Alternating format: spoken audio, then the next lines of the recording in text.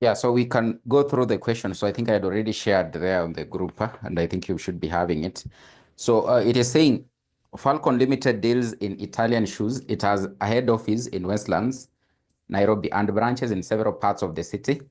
Accounts of all branches are maintained in the head office books. The following information relates to transactions carried out by Eastlands branch for the year ended 31st of December 2014. The amounts are stated at selling price. The amounts having to be stated at selling price.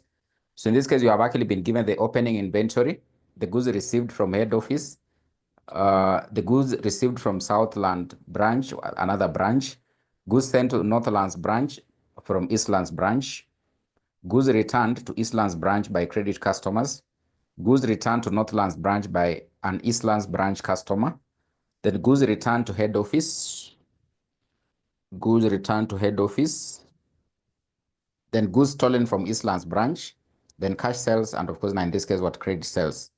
Then additional information you're having to be given. Goods were marked at a normal markup of 3/5. To clear some old stocks, goods with a normal selling price of 3 million were marked down by 20%. 2/3 of these goods had been sold by the end of the year. Other than the goods stolen, there were no shortages or surpluses of goods in the year. So required Eastlands branch inventory account, Eastlands branch markup account, and Eastlands branch goods sent to Eastlands branch account, goods sent to Eastlands branch account. So you're having to be called upon in this case to prepare 3 accounts. You have actually been called upon in this case to prepare 3 accounts. So we have in this case the Eastlands branch inventory account. So Eastlands branch inventory account. Eastlands branch inventory account. Then another account you've been called upon to prepare is the Eastlands branch markup account. Eastlands branch markup account. Eastlands branch markup account. Then we have in this case goods sent to Eastlands branch, goods sent to Eastlands branch, goods sent to Eastlands branch account, goods sent to Eastlands branch account. So what you have to take note here, it is that this particular account is normally prepared at invoice price or at the selling price. This particular one here, we're having to recognize the profit. Then this one is actually prepared at cost. This one is prepared at cost. That one is actually prepared at cost. So this one is prepared at the selling price or the invoice price. Then the markup account recognizes the profit. Then this one minus this one, you get this one. So this one is actually prepared at cost. So the goods will likely be sent to the branch at cost, will likely be sent to the branch at cost. So you've actually been given in this case the markup. So the markup, you've actually been given the markup. So another thing that is actually very important, you've actually been given the markup. So the markup, markup is actually in this case 3/5 is actually 3/5. 3/5 is actually 3/5. The markup is actually 3/5. The markup is actually 3/5. So in this case, it simply means that since these goods are, these particular figures you've actually been given at the selling price, so you've actually been given at the selling price. And of course, in this particular account here, we'll actually be recognizing the profit. We'll actually be recognizing the profit. We'll be recognizing the profit. So of course, this one is actually profit over the cost of sales. Is actually profit over the cost of sales. So we'll actually end up having to convert this particular markup here to a margin. So that in this case, whenever you're having to get what is the profits on the selling price to recognize here, we can be able to do what? The computation. We can be able to do the computation. And the same case, in this case also, we can be able to know how much was actually what? The cost. How much was actually in this case the cost. So of course, in this case, for our accounts here, we're going to prepare them in thousands. In thousands of shillings. We're going to prepare them in thousands of shillings. in thousands of shillings. So in thousands of shillings.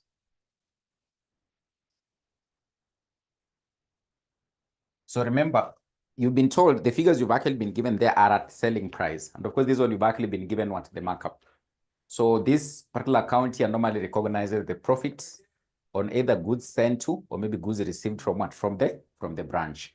So in this case, it means we'll actually convert this one to a margin. And of course, to get the margin here, the margin will likely be equal to 3 over 5 plus 3. So in this case, it means the margin is actually 3 out of 8. It is 3 out of 8.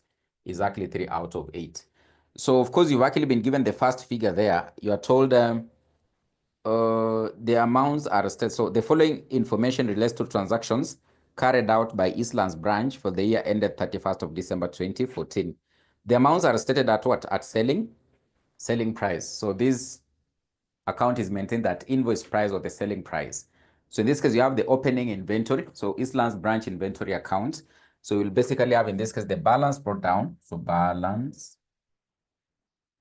brought down. In this case, you are actually having to be told it is 31,680. 31,680. So this means in this case, we'll likely end up having to recognize how much is actually the profit on this one. Is actually the profit on this one. So we'll end up having to credit. We'll actually credit this particular account here with the opening balance. So the opening balance in this case, it will likely be, so balance brought down. But in this case, the profit will likely be 3 out of 8. So the margin. So what is the profit on this selling price here? It will likely be 3 over 8 times, in this case, 31,680. Then this one will likely end up having to recognize the cost there. We'll likely end up having to recognize the cost there. So in this case, if you do 3/8 of 31,680, so we'll recognize the profit on these goods that were basically the opening inventory. The opening profit on these goods that were actually what? The opening inventory. So it will likely be 3 out of 8 multiplied by 31,680. So you should actually be able to get 11,880. 11,880. 11,880. So by the time they're having to close the previous year, it means in this case, the profits that was actually recognized on the closing inventory of the previous year was actually in this case how much? 11,880. 11,880. So you'll take 3/8 of that one. Then we have goods received from head office. So these are ideally what the goods that are actually sent to the branch. Goods that are actually in this case sent to the branch. So goods from head office. Goods from head office. Goods from HQ. Goods from HQ. It was 368. 368. Then in this case, we'll debit this one. So the goods sent to the branch from the head office will end up having to debit the branch inventory. Then we credit these ones. So in this case, we'll be able to credit goods to branch. Goods to branch here. So here we'll take the profit element of this one. So it will likely be 3 out of 8. 3 out of 8 multiplied by 700. Multiplied by 700, 368. 700, 368. So you should be able to get an amount of 262,638. Then we'll credit here also. We'll likely credit here also. So it will likely be goods to branch. So goods to branch. Goods to branch. But now in this case, we'll take the cost. So the cost is actually 5 out of 8. So if the profit is actually 3 out of 8, the cost is 5 out of 8. Because in this case, ideally, profit is equals to, in this case, the selling price minus what? The cost of sales. So basically the sales minus the cost of sales. Minus the cost of sales. So for us, in this case, to be able to get the cost here, we'll basically, in this case, say cost of sales is equals to the sales minus what? The profit. So we can ideally, in this case, take this particular amount here we minus from this one. Or alternatively, we can take 5 out of 8, we multiply by this amount to get the goods were at what cost when they were having to be sent to the branch. So in this case, it will likely be 5 out of 8, 5 out of 8 multiplied by 700, 368. So you should be able to get an amount of 437. So 437, 730. So 437, 730. So whenever in this case the goods are sent to the branch, so you debit the branch inventory account, then you credit in this case what the branch markup, and of course the goods sent to the branch, So this account is maintained at selling price. This one you recognize the profit on those goods sent. This one you recognize the cost element. So ideally what is happening, you take this amount, you minus this one, you'll be able to get the figure, the cost. You'll get the cost. At what cost were these goods having to be sent to the branch? If we remove the profit element, which now in this case, we are recognizing in the markup account. The profit element of these goods, you are recognizing in the markup account, like that. So then in this case, the other item, you've actually been told there were some goods which are sent to Northlands branch from the Eastlands branch. So there were some goods which are actually released from this particular branch to Northlands branch. So they were ideally reducing the inventory of this branch. So goods sent to Northlands branch from this branch.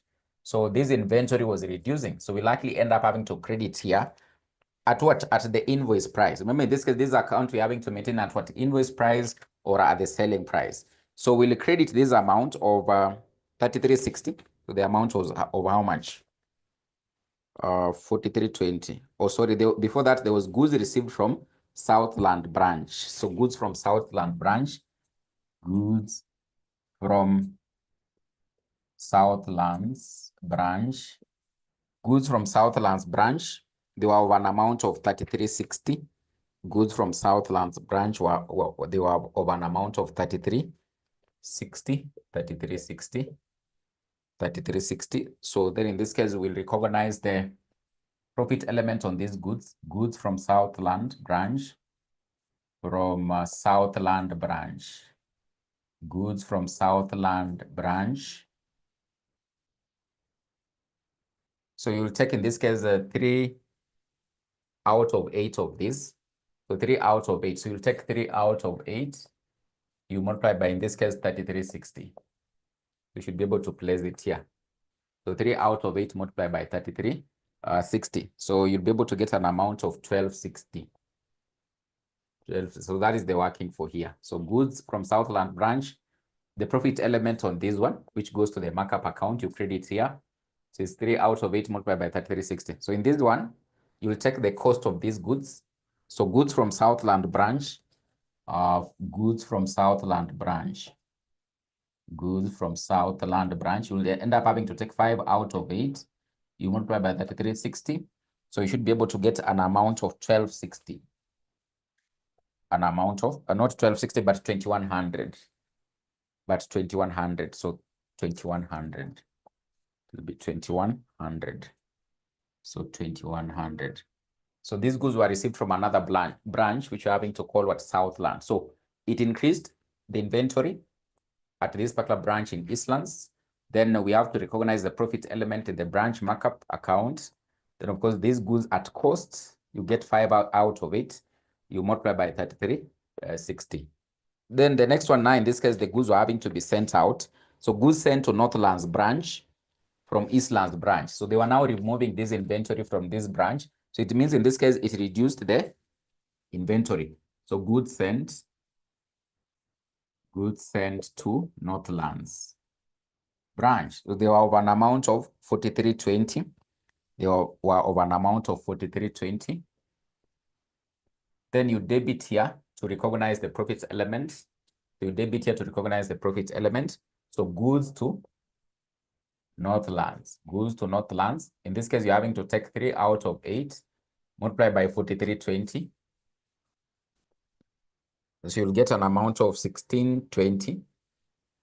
1620. Then we debit here in the goods sent to Eastlands branch. So goods to Northlands. So we'll debit here goods to Northlands. So you'll take 5 out of 8. 5 out of 8 multiply by, in this case, 4320. 5 out of 8 you multiply by 4320.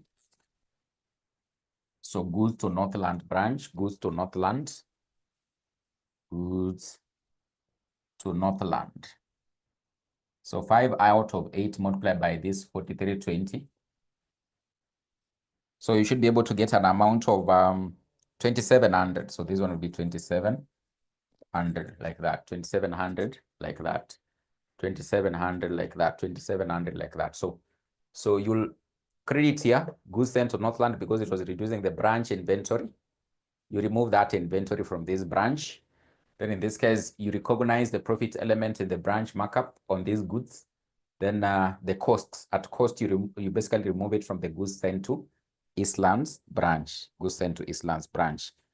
Then goods sent to Northland, so goods returned to Eastlands branch by credit customers. So there are some goods which are actually returned to the branch by what? By credit customers. Goods returned to the branch by credit customers.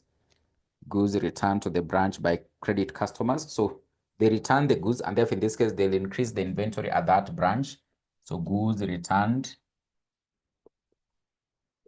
When they return the goods, the inventory at the branch basically goes up. So it was of an amount of 5280, an amount of 5280. It was of an amount of 5280 over an amount of 5280. Amount of 5280. So these goods were returned to the branch by the customers. So they were credit customers. So the goods returned to Eastlands branch by credit customers 5280. So what it means by this, for example, if they had actually ended up having to call upon us to prepare the debtors account, then we would have credited the debtors account, but that account is not part of what you are preparing here. So if there was a debtors account, remember these were customers you sold to on credit. So they were now debtors. But now when they returned, it means in this case, the amount you're having to claim from them was having to reduce. So in the case we had a debtors account here, we would have actually ended up having to credit with this what amount.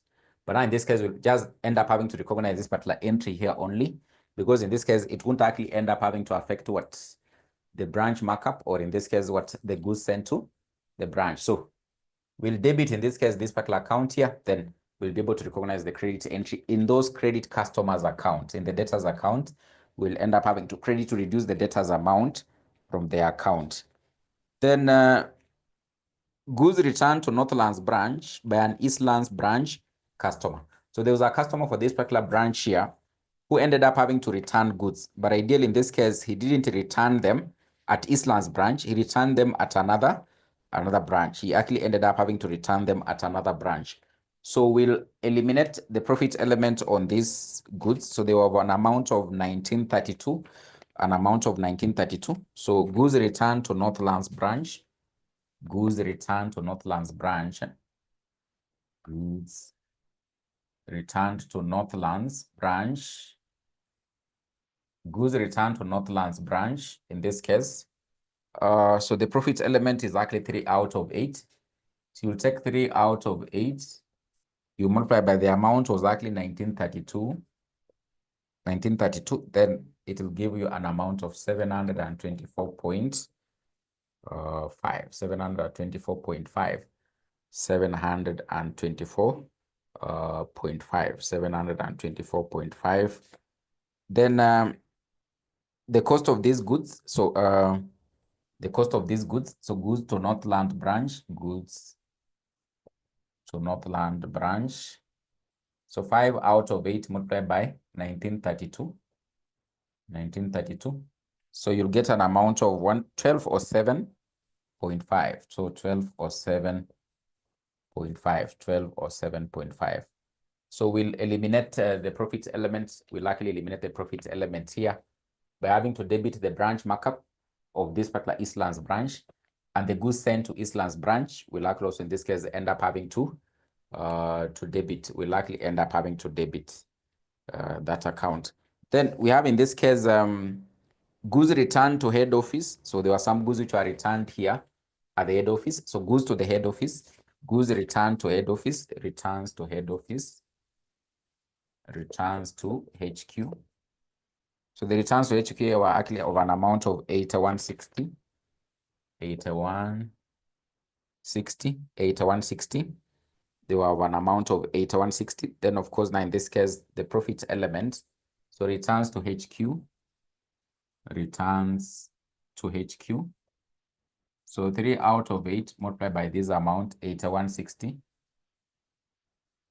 3 out of 8 multiplied by 8160.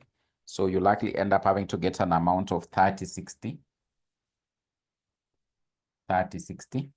Then the cost of these goods, so returns to HQ. Returns to HQ. The returns to HQ, you take 5 out of 8. 5 out of 8 multiplied by 8160. 8160. So you'll get an amount of 5100. You'll get an amount of 5100. 5100. Then so goods stolen from Eastlands branch. There were some goods which actually ended up having to be stolen from the Eastlands branch. So goods stolen, it reduced the inventory at this branch. Goods stolen.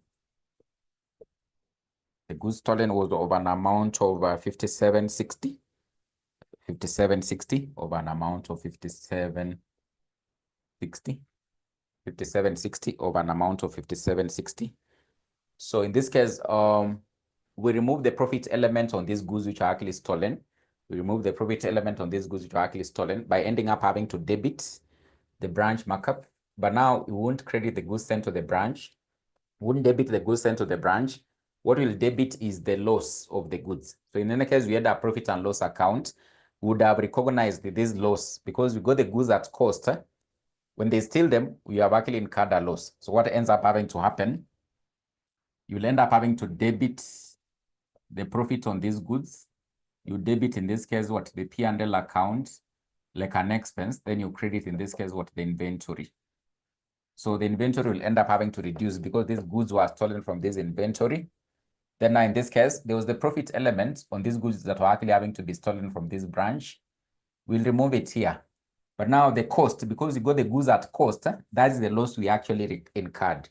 So this one will basically come as an expense in the profit and loss account. It'll come as an expense in the profit and loss account here. So the cost is the one that in this case we'll be able to recognize that in the profit and loss account and not in the goods sent to the branch. So we can be able to, in this case, recognize what was the profit on these goods that were actually stolen by having to debit what? The branch markup account. So we'll take in this case 3 out of 8, which is the profit element. We multiply by 5760. So 3 out of 8, we multiply by the profit element, which is actually in this case 5760, which is actually 5760. So we can end up having to adjust here a bit. We can adjust here a bit.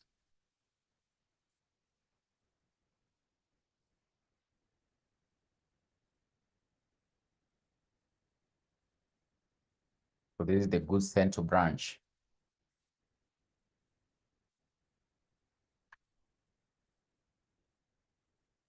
So goods sent to branch account. So we have in this case goods stolen. So goods stolen, the goods stolen. What was the profit element on them? So 3 out of 8 multiplied by 5760. So you'll get an amount of 2160. You get 2160. You'll get 2160.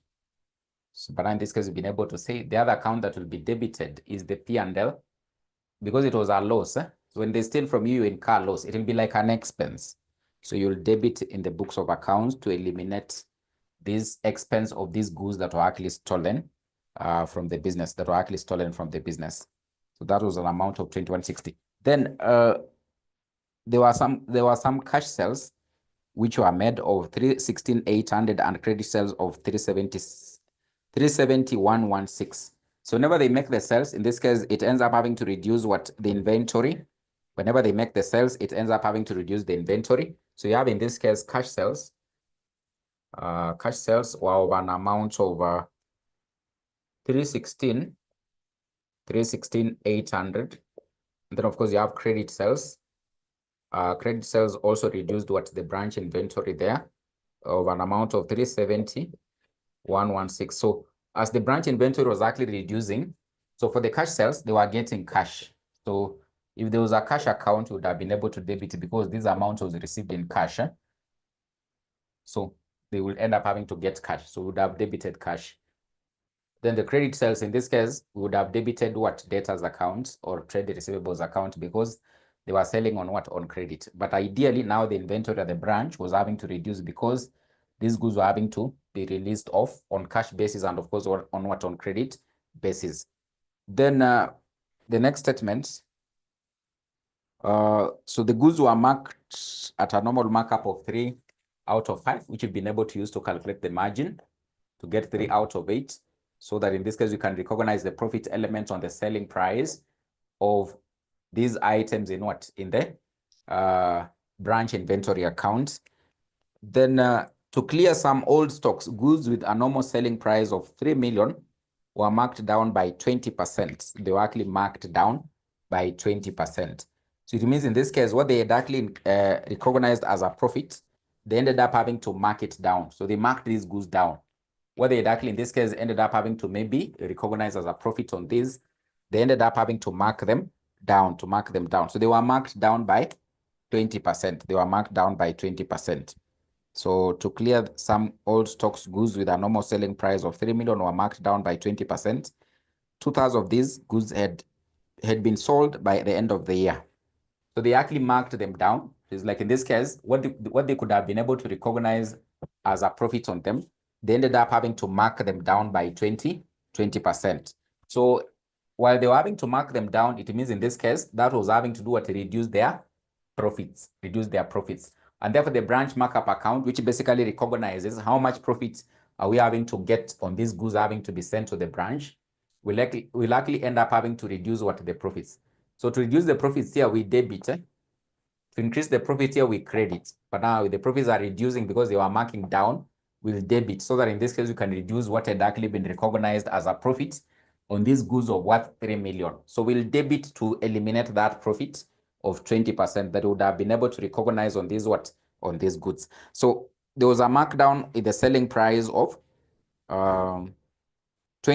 So a markdown in the selling price of how much? 20% of 20%. So markdown in the selling price by 20%. So there's a markdown in the selling price by 20%. So you can write markdown. Markdown. So they were marked down by, in this case, by 20%. So markdown 20%, multiply in this case by 300. It is 300 what? 3 million. Exactly 3 million. Yes, 3 million. It is 3 million. So if you do that, you'll be able to get 600,000. Then in this case, we'll be able to debit credits. We'll actually credit this account here. So markdown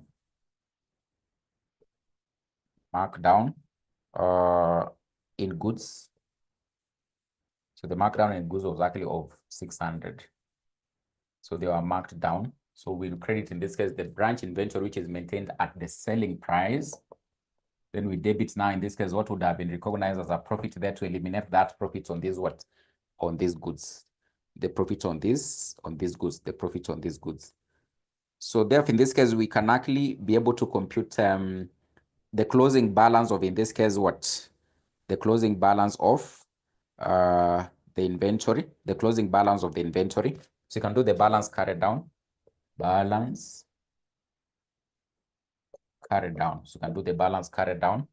So if you do the computation, so you should be able to get the totals there.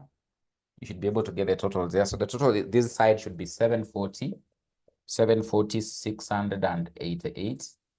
So 740, 688. Then when you do the difference, it should be able to give you 34, 932. 34,932. You should be able to get 34,932. Then on this 34,932, you should be able to recognize what is the profit that they didn't actually realize on this closing what? Inventory. Remember, this is the closing balance of what? Of the inventory. But there's now, in this case, when they close with an inventory, there's a profit which they haven't been able to realize on it. So you'll compute what was that profit that in this case they didn't actually realize on this what? Closing inventory. that they didn't actually realize on this closing inventory. And of course, you'll end up having to do what? Debit it here. Just like in this case, the same thing we ended up having to do. Remember, this was the opening stock here, 31,680. This was the closing inventory for the previous year. So if it means it was the closing inventory for the previous year, there was in this case a profit element they ended up having to carry forward on it, which we computed here. So the same case, this is the closing inventory here. So there's a profit element on these items at the end of the year. So we'll end up having to compute this profit element on the closing inventory in the inventory account. We'll debit it in what? In the branch markup account. So it will actually end up having to indicate there's actually an element of profit on this closing inventory that they didn't in this case realize by the end of the year. So you'll compute it, and of course you'll end up having to debit it here. And ideally, it will overall in this case reduce what you would have been able to realize as a profit by the end of the year. So assuming you had actually sold all of them, then you would have been able to realize this profit. But it means you haven't been able to sell all of them. There's a profit element you haven't realized on it. So you calculate, and of course you'll debit it here. You'll likely debit it here. So it will likely be the balance carried down in the branch markup account. It will be 3 out of 8 multiplied by this closing inventory here, on this closing inventory here, which will debit it here. So it means when you open the subsequent year, this will be our opening balance here. The same way here, it will be here. And the same case, what we would have been able to get as what? As the end of the year profit, which was never realized, will be the opening balance here. That is for the subsequent year, So you can actually end up having to get the balance carried down in the branch markup account, So you can do it somewhere. Let's do it somewhere here.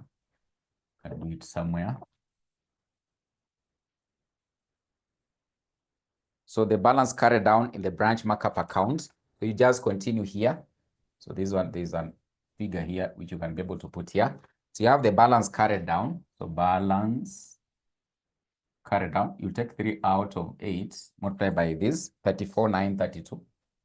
34,932.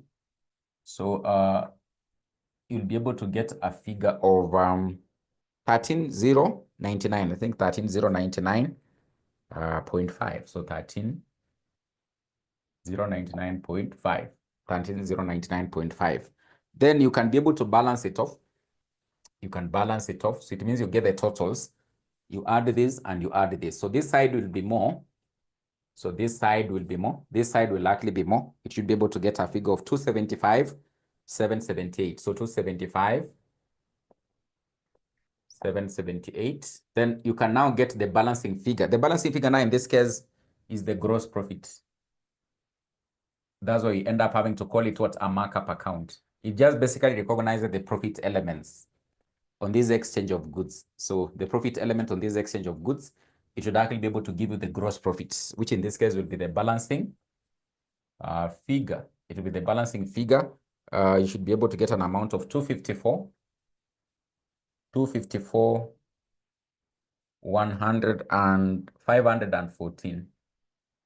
So 254,514. So that will be the gross profit.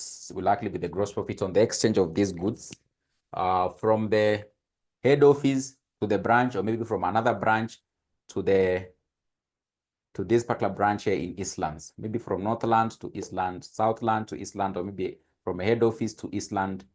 So the profit element on this exchange of the goods, so will likely in this case be that particular figure there, the balancing figure there, which is 254,514. Then with the goods sent to the branch, you can also in this case end up having to balance it. And of course, in this case, the balancing figure will likely be the purchases that were made by this branch. Ideally from the head office. Purchases made by this particular branch here. So you will be able to get 438.22. 438.22.5.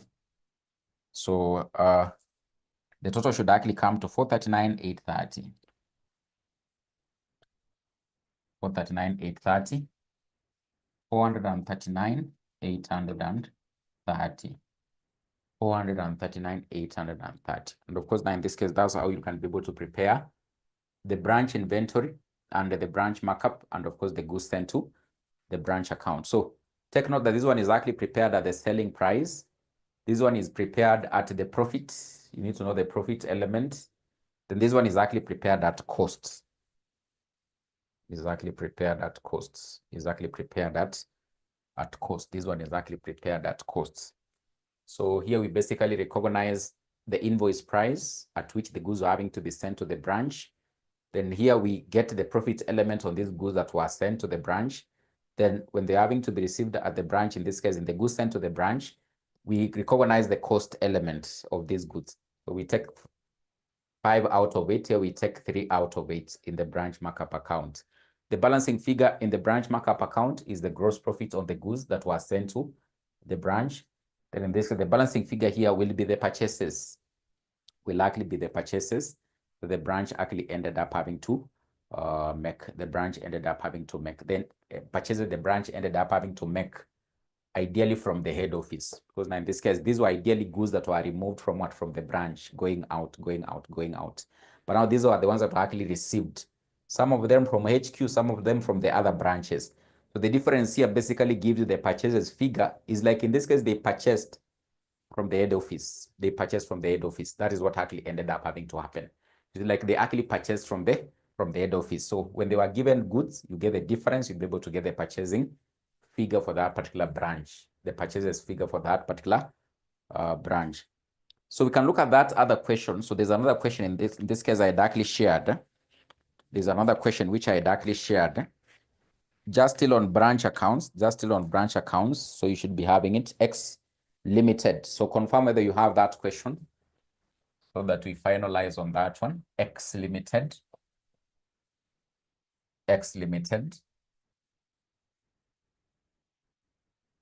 And I had already shared the answer. So we're just going to go through. So we're just going to go through very fast.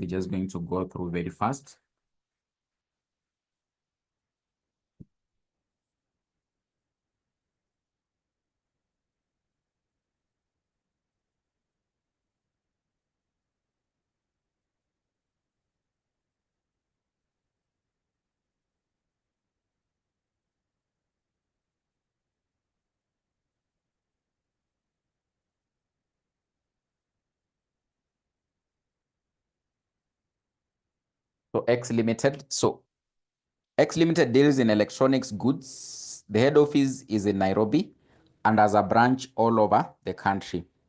So all purchases are made by the head office and the goods are charged to branches at cost plus, at a markup. So at a markup of 25%, So the following information relates to Nakuru branch for the year ended 31st of December 2017. So we have in this case the opening balance, which is actually at invoice price. We have the branch debtors, we have the branch inventory, transactions for the year, goods sent to the branch at the invoice price, goods returned by the branch to the head office at the invoice price. We have some cash sales, credit sales, returns from customers to branch. We have a discount allowed. We have bad debts written off, branch expenses, goods stolen at branch, cash sales stolen at branch, not included in other sales, then cash received from the branch debtors. So they want us to prepare, in this case, 5 accounts. So the branch inventory account, branch markup account, goods sent to the branch account, and the branch debtors account, the branch debtors account. So of course, now in this case, we're having to say that in this case, the branch inventory account is actually prepared at what? At invoice price or at the selling price. Then the branch markup account is actually prepared at the profit value. Then in this case, the goods sent to the branch is actually prepared at costs. So that is what you should actually always, in this case, be able to remember. So you have in this case, the branch inventory account.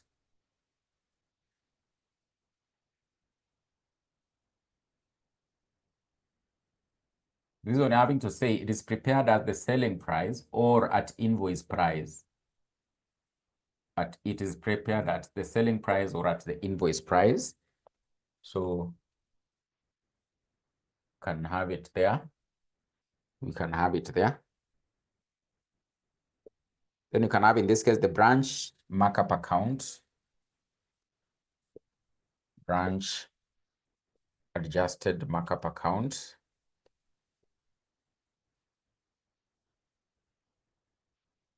branch adjusted markup account.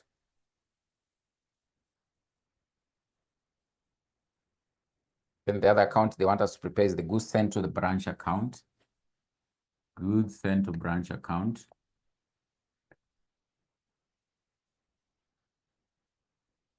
The goods sent to branch account. Then you have, in this case, the branch data. So we can finish this before we look at an income statement. Branch data's account. So the branch data's accounts. So you have the branch data's account. So our figures are, our figures are as per indicated. Our figures are as per indicated. Our figures are as per indicated there. Are as per indicated. There are as per indicated there. So you can now, in this case, now look at the transactions that actually occurred during that period. So of course, you've actually been given the markup. You've actually been given the markup. You've been given the markup. So the markup is actually, in this case, 25%. So it means in this case, our margin will be equal to, in this case, 25% over 100 plus 25%. It will actually be equal to 25% over 125% over 125. So it's just 25 over 125. Alternatively, you can be able to put it into fraction. So this 25%, ideally it means what? A quarter. It means a quarter. So to get this one, you can be able to say, 1 over 4 plus 1, which is equals to a fifth. This is the same as a fifth. This is the same as a quarter. So it's the same. You can do a fifth, or you can use just the percentages the way they are. Just one and the same thing. You'll be able to get the same answer. So to convert to margin, in this case, it means it will be 25%, because this one is 25 over 100. 25% simply means 25 over 100. So it means our margin in this case, we'll take the numerator, 100 plus 25. It will be 25 over 125. So alternatively, this one is a quarter. So the margin will be 1 over 4 plus 1. It will come to a fifth, which is same as this one. It is just the same. It's just the same. So we have, in this case, the opening balance of the inventory, which you've actually been given there. So the balance brought down, you've actually been given 300,000. 300,000. And of course, in this case, we've been able to say you recognize the profit element on this opening balance in the branch markup there. So in this case, we'll actually end up having to say a fifth. We'll take a fifth of these 300,000. So a fifth of this 300,000. So the balance brought down now in this case here will be a fifth multiplied by 300,000. So you'll get 60,000. 60,000. So this one is 300. So it's 300. So like that. Then we have the branch debtors. The branch debtors opening balance. It is here. So the balance brought down. The balance brought down is actually 450,000. 450,000. So like that. So those are the opening balances you've actually been given. Then the closing balances as of 31st of December 2017. So that is for the branch inventory. So the closing balance is 250,000. So 250. So you can have the balance carried down. So you can put it here, balance carried down. So 250,000. This one is at the end of the period. So the balance carried down. So at invoice price is actually 250,000, because you've been able to say these particular elements here, you bring it here. So you recognize the profit element on it, which in this case is actually the balance carried down now here. Balance carried down, the profit element on it. You will take a fifth multiplied by 250,000. So you'll get, in this case, 50,000. You'll get 50,000. So it's just the reverse transaction of this. You can see this one, it's there. Sorry, it is supposed to be in the branch adjusted. So branch adjusted. This one is not supposed to be in the branch This one is supposed to be here. It's supposed to be here in the branch markup. So we have in this case the balance brought down. Balance brought down. So a fifth multiplied by 300,000. So you'll be able to get in this case 60,000. So this one is here. Then this one you can see. So it means when you open now the subsequent year, this basically will be the opening balance here. Then of course this will be the opening balance here.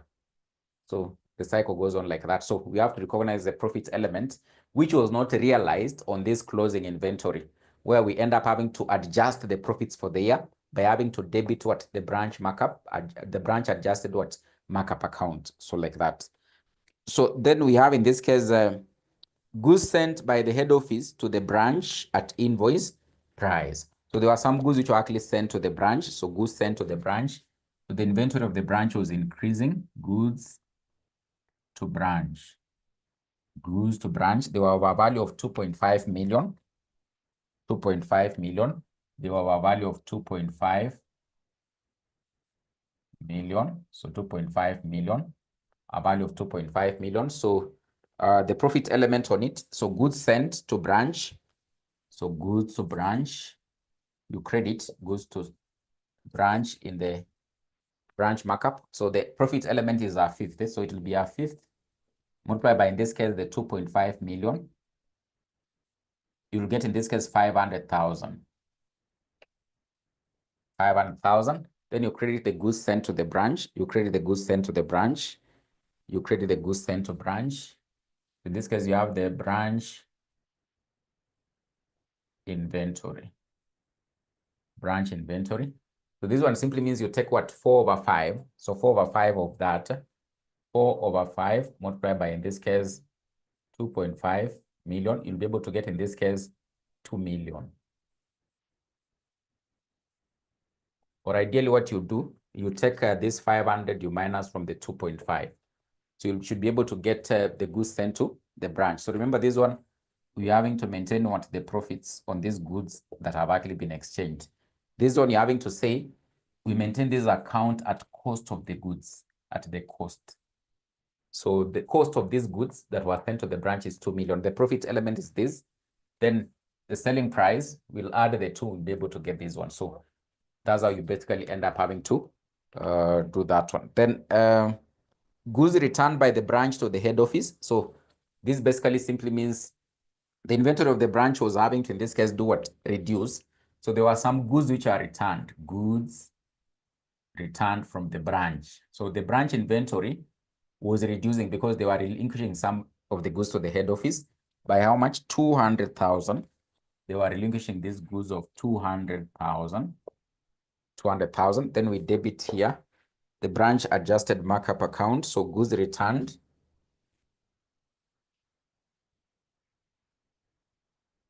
So we take our fifth, because that is the profit element on these goods, or by 200,000.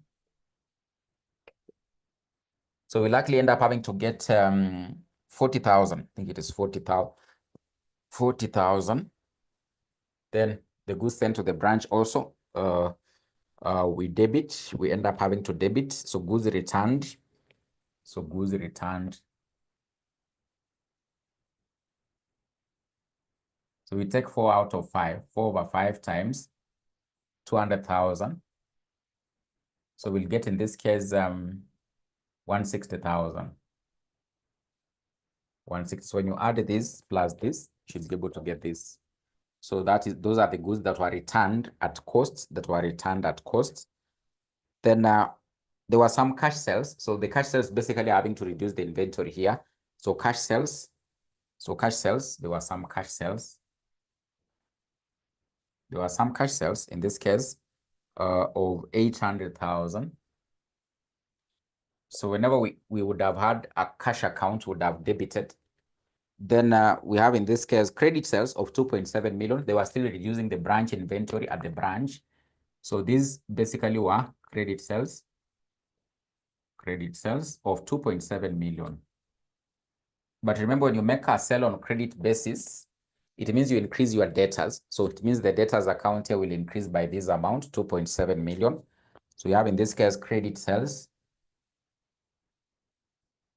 of 2.7 million. So when you sell on credits, your debtors increase. Your debtors increase, so like that. So that is what will likely end up having to happen with that. Then we have returns from customers to the branch. So some goods in this case ended up having to be returned by the customers. So it means in this case there were some returns by customers, returns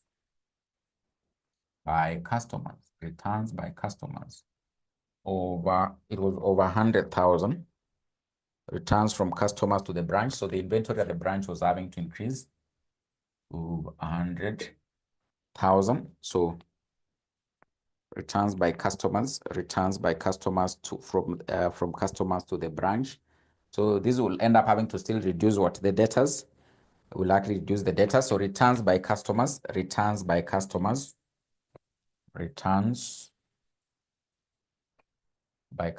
over 100,000.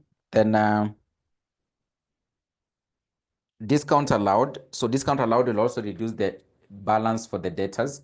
So discount allowed over 30,000, but now it will be recognized as what? As an expense.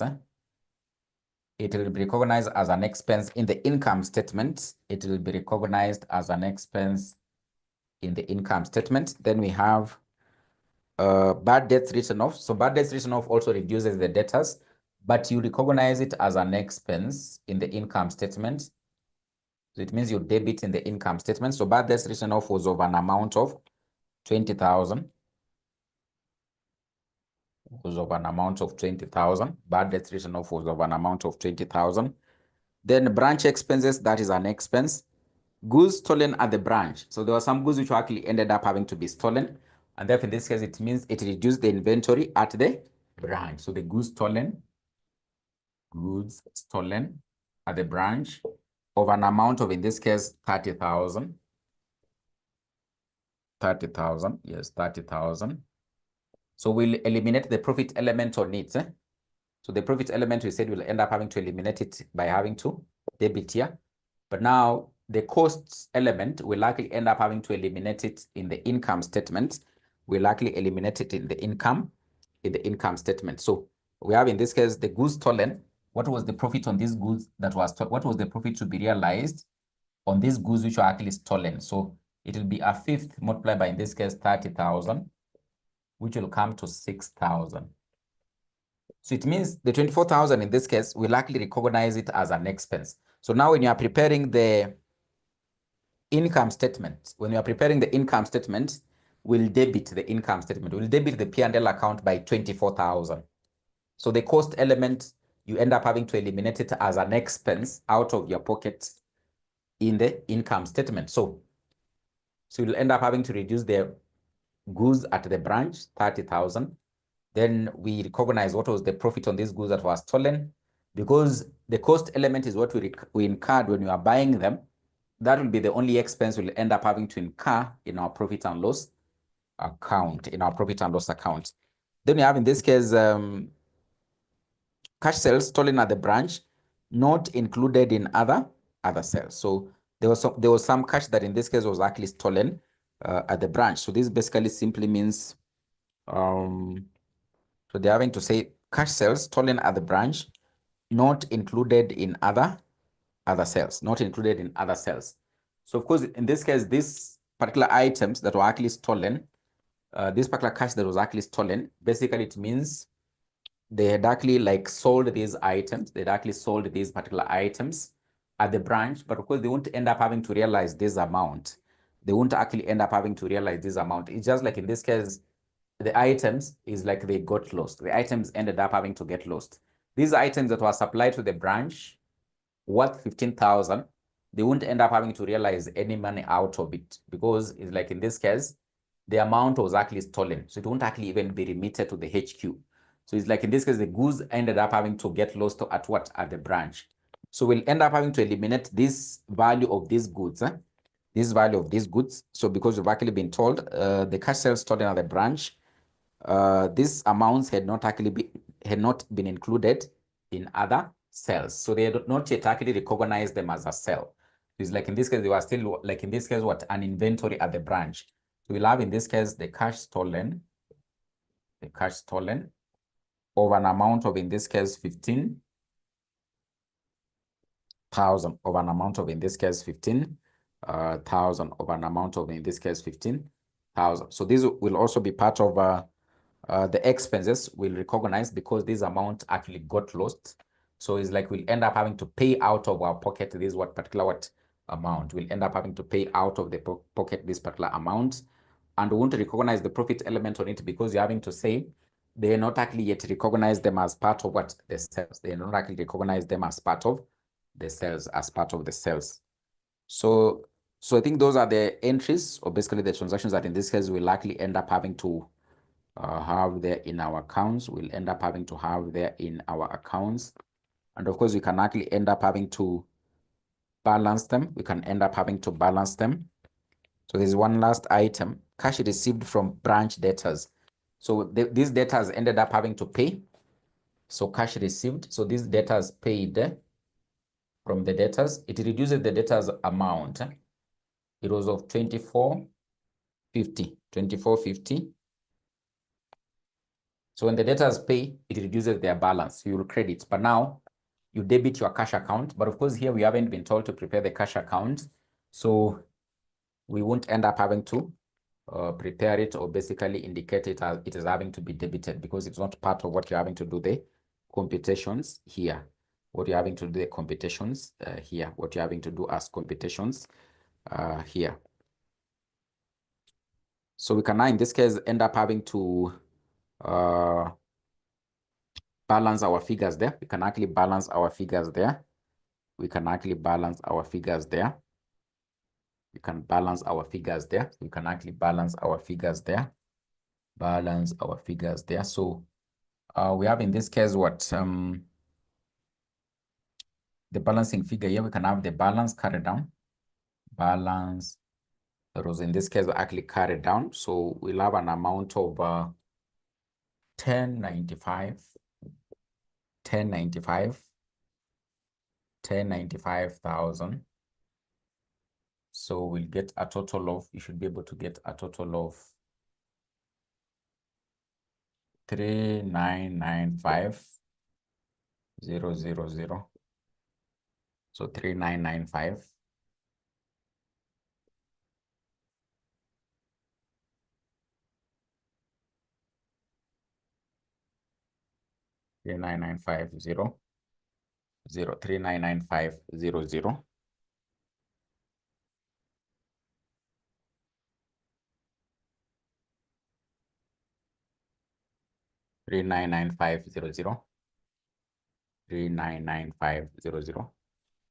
So we'll get 3,995,000.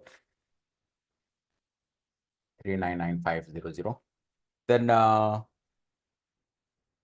so of course in our previous question we were able to see that we were told that in this case there were some items that in this case ended up having to be marked down. There were items that actually ended up having to be marked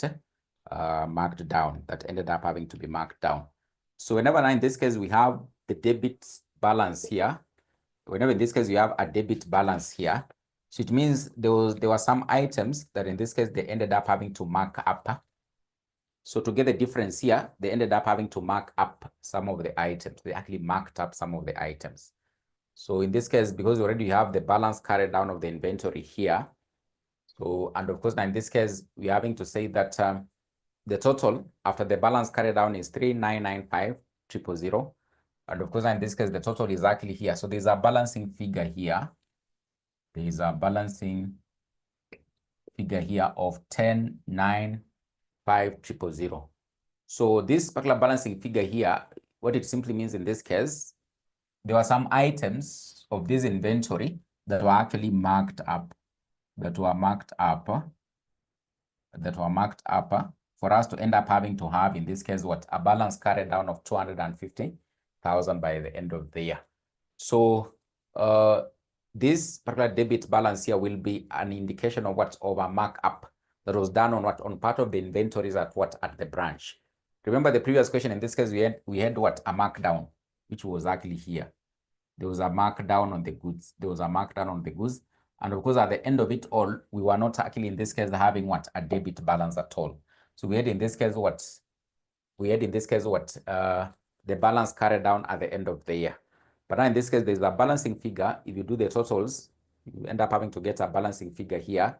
So it means in this case, these inventories at the branch, they were marked up by this amount of 1095,000. So this was a markup.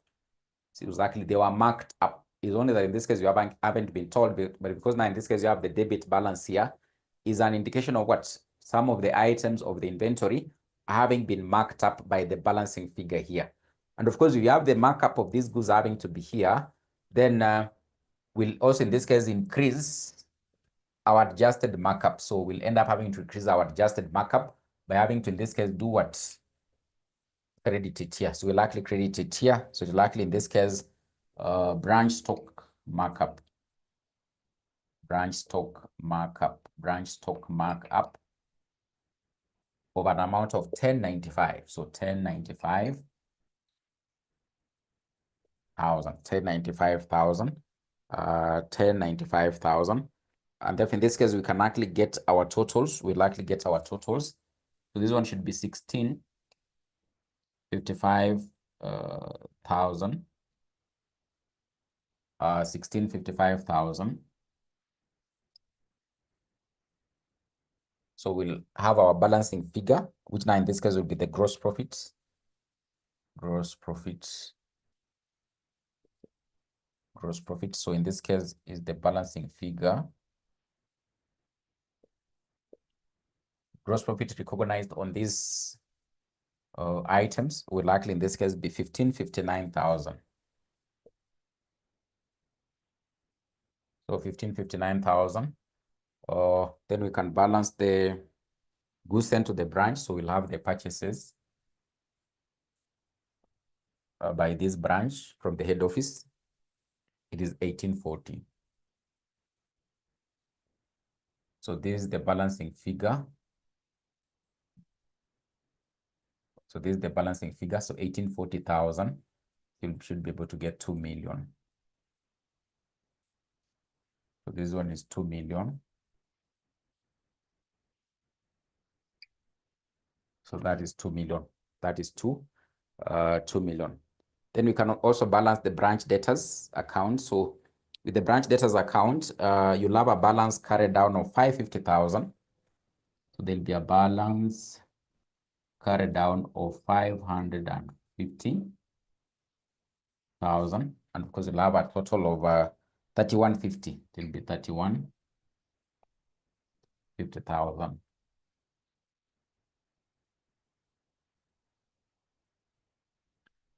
So 3150,000, 3150,000. It will be 3150,000, 3150,000, 3150,000. So we can look at now the very, very final part, which is now what? The income statement, which is the income statement.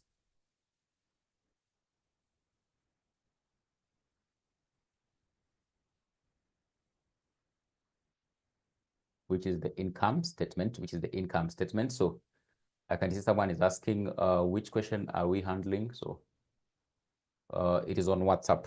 It is on WhatsApp. So that this particular question is actually on WhatsApp. It is on. I had sent it yesterday. In fact, I had sent the answer. It's only that I'm just having to go through, brush through. I'm just having to brush through. I had already sent the answers for the questions we are handling today.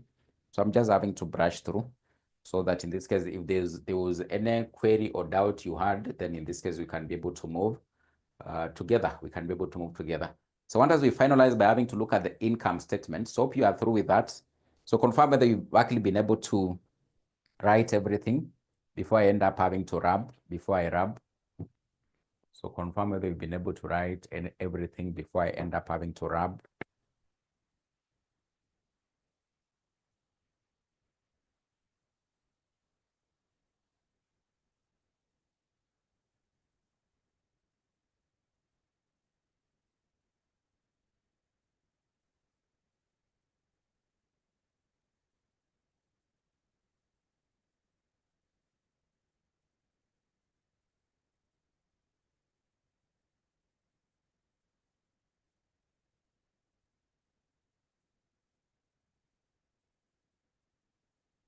So we can look at now the income statement. We can look at the income statement.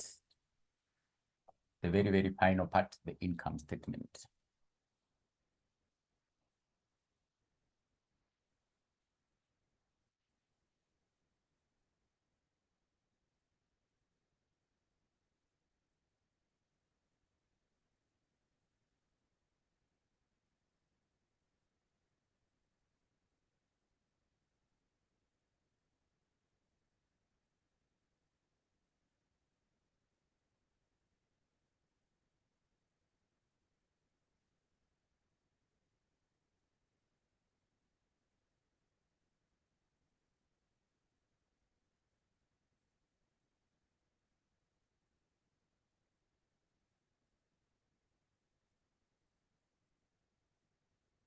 So X limited income statement.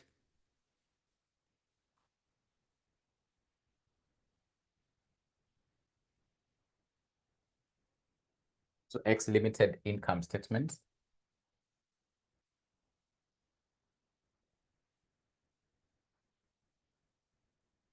For year ended 31st of December 2017. 31st of December 2017. So of course, for the income statement, we'll automatically start with the sales. We'll start with the sales.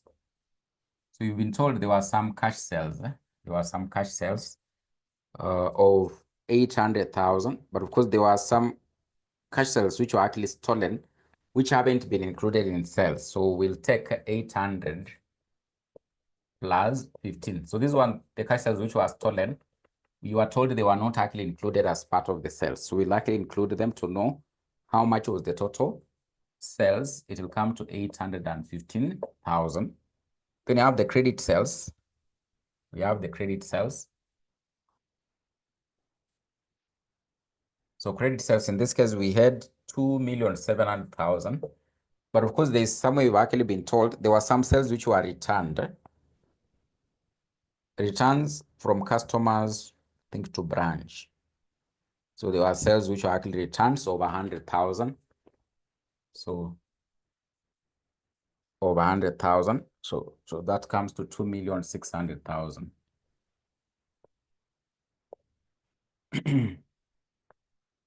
Then we can look at the cost of sales.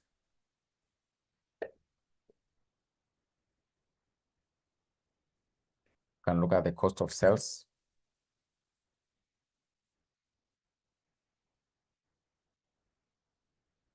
So the cost of sales in this case, we'll start with the opening inventory. So the opening stock. So this one, you end up having to recognize them at cost. So these ones will likely be at cost. They'll likely be at cost. They'll likely be at cost. Not at invoice price, but at cost. They'll likely be at cost because you purchased them at cost. So for this opening inventory, you've been given the invoice price is actually 300, but there was a profit element on it of 60. So there was a profit element of it of 60 in the branch markup account. So this one was, of course, in this case, 300 at the invoice price, but you're having to say recognize them at cost. So you minus 60. And of course, that will likely end up having to give you 240,000. So 240,000. So then you can end up having to add the purchases. You add, in this case, the purchases that were actually done. The purchases that in this case were actually done. So these ones you can actually end up having to get them from the goods sent to the branch. You see that balancing figure of the goods sent to the branch. So it is 1840. Those are the purchases of this branch. So you get it as the balancing figure there. So then there were some goods which are actually stolen. Less goods stolen. So still these ones you end up having to recognize them at cost. In total, the goods that were actually stolen was actually 30,000. But of course, there was a profit element on them of 6,000. Remember, this one you're having to maintain this particular cost of sales. We are getting them at cost. So what was the cost we incurred when we purchased these goods that were actually stolen? So of course, the value of the goods having to be stolen was 30,000. but we purchased them with 6,000 less. That is the profit element on these goods, 6,000 less. So the cost is actually 24,000. Exactly 24,000. Then we have now the closing stock. Closing inventory, still you recognize it at what? At cost. So of course the closing stock at the sales price value is an amount of 250,000. But of course there's a profit element on it which you have to eliminate of 50,000 because you are recognizing the cost of sales at cost price. What did we incur when we bought them? So 250,000, you less the profit element on them, which is actually 50,000. Which is 50,000, you end up having to get exactly 200,000. So you less 200,000. And of course, you can be able to get the cost of sales. So you'll get a figure of 1856,000. 1856,000. You'll get a figure of 1856,000. So the gross profit in this case would likely be 1559,000. Will be 1559,000. Then now in this case, you can less the expenses. You can now consider the expenses that were incurred. The expenses that were incurred. So the first expense, you've been told they were branch expenses. The expenses at the branch, they were 500,000. Branch expenses of 500,000. So these ones you just automatically less the way they are. There were some bad debts which were written off.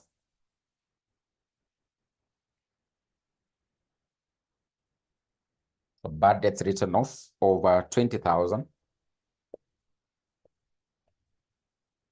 So bad debts written off of 20,000. Then we have discount allowed. So discount allowed of 30,000.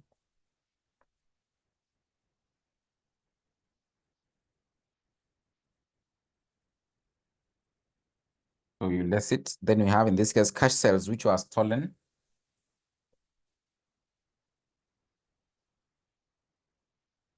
There was some cash which got lost of 15,000. Then we have goods which were stolen at cost. The cost incurred to buy these goods was 24,000. So when you less, you should be able to get 970,000 as the net profit for this branch.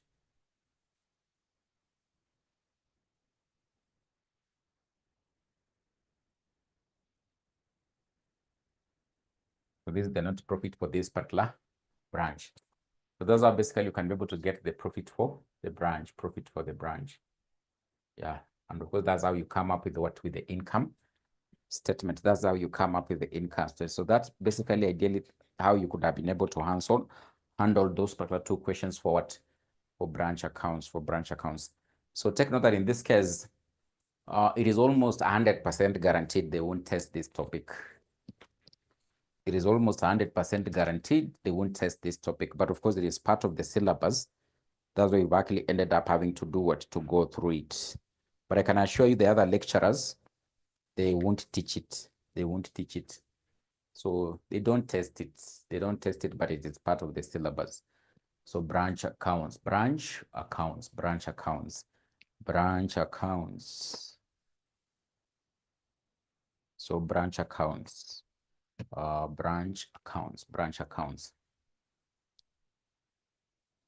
So I think we've actually been able to cover so most of the computational areas. We've actually been able to cover most of the computational areas. I think all of them, unless there is one that is actually having to miss out, maybe you can be able to go back. So what is going to happen? There's some two areas of theory that I actually covered in there was a lunch hour class yesterday. There was investment property, and then of course there was also another one, contingent asset and contingent liabilities. So there are some more which I haven't actually been able to cover. So, but I think we'll be able to cover in the subsequent lessons you are having. as we start looking at what the block revision, we start looking at the block revision. So I just try to balance the remaining theory parts and of course block revision for the computational parts, So that is what is exactly going to happen from next week. So I'll send a list of a number of questions that will likely be looking at them during the blocks. You can try to do them by yourself. Then when you come to class, you try to get a better understanding as we go through them. So the questions we'll end up having to handle, so they are the ones we haven't tackled during the normal classes. There'll be very, very new questions from the past papers. So what will happen? So you can go through them quite early in advance. Try to even practice by having to do them. You find difficulties. Then when now in this case we come to class, we are going through them now on the board. It will be far much very easy for you. So you'll basically now get a better understanding, correct yourself where you could have been able to make a mistake or maybe an error. And of course, that's basically how you'll be able to sharpen yourself. So with financial reporting is more of what you're calling having to practice more, and you practice more. So the more you come across difficult situations or maybe challenges in questions, the more you get to comprehend and actually in this case do what? Understand. The more you get to understand and of course in this case do what? Comprehend. So that's what in this case we'll likely end up having to do from next week. So I'll share a list of a number of questions. So I'll share them on the WhatsApp group. Then of course you can be going through them in advance. Then when you come to class during the revision, you can now get a better understanding as we go like that.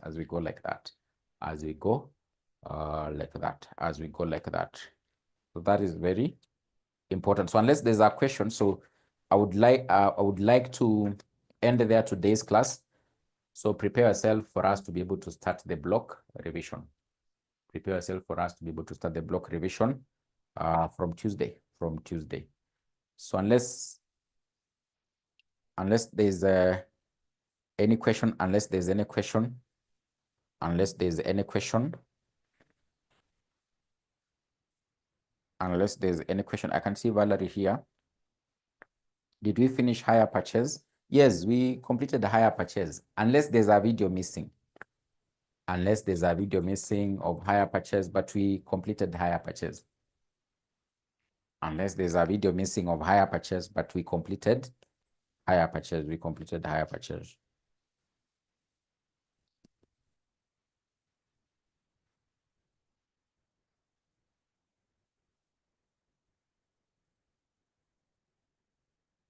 We did hire purchase unless there's a video missing on the LMS.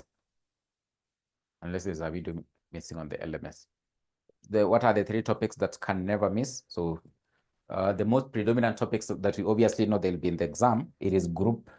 There are 2 that are constant: group accounts and published financial statements.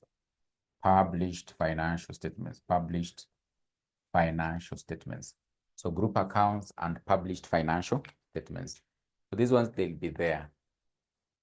These are like standard. They're usually there. So the others, they'll end up having to vary. So it'll depend. So they can end up having to, if, for example, the previous sitting, there was no partnership, most likely they'll bring partnership this time round. So if there wasn't partnership, they're likely to bring partnership this time round. Then, of course, they'll be able to get questions from the other areas. And of course, when you talk about, in this case, group accounts, so for the group accounts here,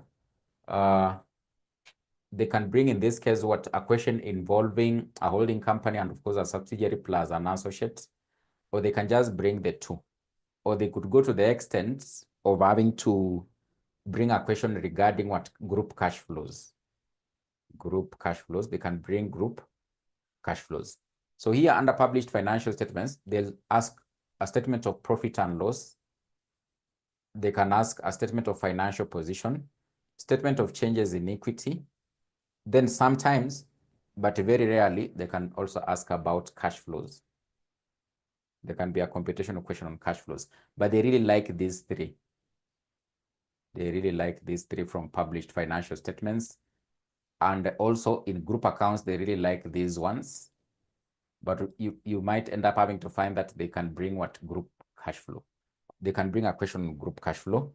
So just be able to prepare yourself. So on these particular areas, regarding what group accounts and of course what published financial statements. So for the other areas, let's see what happens in the next 1 month. Maybe we'll be able to know what is probably likely to come from the other topics. So let's just start preparing for the blocks. We'll see what will probably in this case will be the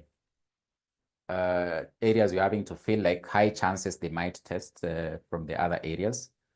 But if partnership wasn't there, the previous sitting, it is likely to come. It's likely to come. So, but we'll see. By the time we're having to sit, before we sit for the exam, the very, very final week would have been able to know.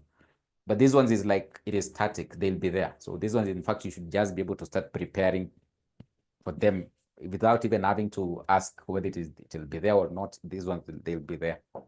They'll be in the exam. So these two are usually there. These two are usually in the exam. So then, as I told you, don't ignore the theory areas. They are very important. They could be the savior. They could be the savior in this case. They could be the savior. So if you are just well prepared for them, then you can scoop some marks there. So averagely 25 to 30 marks will be from the theory areas. So you can imagine you having scored like almost 20% from those theory areas. Then you focus on these other areas like group accounts. If they bring, maybe you get 15, averagely 15. Published financial statements, averagely 15. Then the other areas they would have been able to test also, you end up having to score some marks from there. So you can easily end up having to pass this particular paper if you are well prepared. So the only thing that ends up having to put off students not to be able to pass with that mentality, it is difficult. That mentality is difficult. So if you basically approach the unit with the mentality is difficult and I'm not having to comprehend it, then that's where the challenge actually comes in. So you'll now in this case panic. You'll start panicking before the exam. So when the panic creeps in, then it'll now even be worse. It'll now even be worse. So you should have that confidence that in this case I can be able to pass this paper. It is advantageous because they actually pass. They end up having to mark what entries. In any question that we've been able to go through since we started the syllabus, there's no question I can score 0 because I'm guaranteed I can make some entries here and there. So what will bring for me a challenge is, for example, what may be workings. But with more practice, I can end up having to score some marks on the workings. So for example, in this case, if you look at published financial statements, there are certain figures that in this case, probably we don't end up having to make adjustments on them, especially in this case, maybe what in the statement of financial position. So you can't end up having to go into the exam with the mentality that I'll ignore a published financial statement question. So I should be able to get a mark. They're guaranteed. Even group, there are those ones we won't end up having to make any adjustments. It's a matter of just having to add holding company figure and subsidiary figure. Especially what I think current tax. There are some items there, current tax. If in this case it is trade receivables and trade payables, is for example, in this case, there were intercompany balances. I end up having to minus. The only thing that should be able to bring a challenge, if I don't interpret it so well, I won't end up having to compute the goodwill so well. I might miss out on that mark. But the other areas that in this case, you just add the figures, line by line actually, without any adjustments. So how can you go into the exam with the mentality that in this case, I'll score a 0 in what group account? It can't happen. Unless in this case, I don't know you are which kind of a student. It can't happen. It can't, because in this case, some of the items you add them line by line with 0 adjustment. 0 adjustment. And that is 2 marks actually. You'll score 2 marks because most of the questions in this case, they end up having to give what? 2 marks for each and every adjustment. 0 adjustment. And that is 2 marks actually. You'll score 2 marks because most of the questions in this case, they end up having to give what? 2 marks for each and every entry, especially under published. This one, they'll give 2 marks for each and every entry, correct entry you've been able to make in the final statements. And of course, also in this case, what sometimes in group accounts. So the entries, you won't make adjustment on them. So you should be able to try your level best. Try your level best that in this case, you don't actually end up having to leave what? Blanks. Leave blanks in the exam. Leave blanks in the exam. So I think I can end there for today. So let's meet on Tuesday, where we'll be able to start the block revision. So for the remaining part of the theory part, we'll just cover it. there are like 3 videos I've already been able to put on the LMS. You can go through those 3 videos. They are there. They are there on the LMS. You'll be able to see them. There's a separate folder for lunch hour revision classes. Can we repeat construction contracts and leases? So maybe we'll do a question on that. So let's see what happens. Among the questions I'll be able to pick out. The different ISS and IFRSs, kindly share the super highlighted notes on them. The different ISS and IFRSs. So of course that is what now we're having to say what the theory part. So the theory part. But for the theory part, if you just go through the videos, I've been able to explain them so well. You'll comprehend. Then when you go through the handout again, it will be good to go. It will be good to go with the ISS and of course what IFRSs. So because that from those particular theory, the theory part on the ISS where there are no computations is where they'll get the theory part from. They'll ask a question regarding maybe IS number 40. It is the IS, maybe IFRS number this. So, because that is part of what is basically under the theory part. So I think that is what will likely end up having to happen. That is what will end up having to happen. But I'll clear up going through what the theory part. I'll clear up going through the theory part. Any other concern that you might be having? Any other concern that you might be having? Any other concern that you might be having? So we'll select a question on leases and a question on construction contracts. So we'll go through it. We'll go through it. Especially leases. That one is very crucial. Leases is very crucial. So if there's no any other concern, then I think let's end there. Then I think we meet on Tuesday. So I'll share the questions maybe by tomorrow. So could you please share a document with all the theory parts so we can print? So I think I'll reshare it again, but I think I had already shared it on the group, but I think I can be able to reshare it again. I will reshare it again. Any other concern? Any other concern?